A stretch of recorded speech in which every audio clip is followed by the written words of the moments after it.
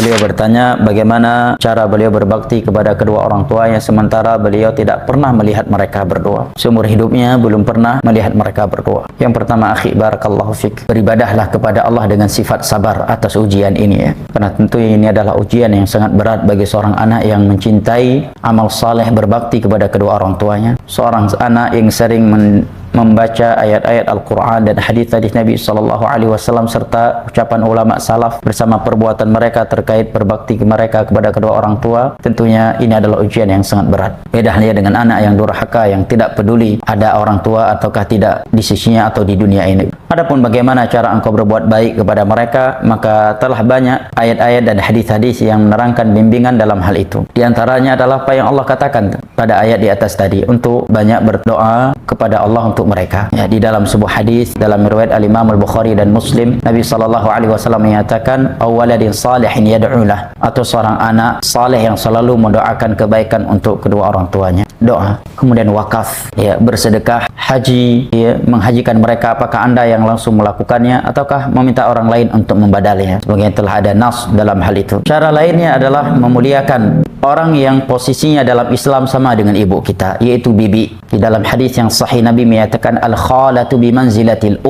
seorang bibi berkedudukan layaknya seorang ibu. Sekalipun mungkin di antara kita diuji oleh Allah dengan bibi yang tidak baik, yang kurang akhlaknya dengan dia, tapi jangan lihat itu, tapi lihatlah hadis ini, berbakti kepadanya seakan-akan dia adalah ibumu yang masih hidup. Cara lainnya adalah memuliakan kawan-kawannya jika kita mengenal mereka, dan wasilatul arham allati la tusal ila bihima, menyambung silaturahim yang biasanya seorang anak tidak menyambungnya kecuali dengan kedua orang tuanya. Berdoalah kepada Allah Jalla wa Ala agar Allah mempertemukan antum dengan kedua orang tua antum.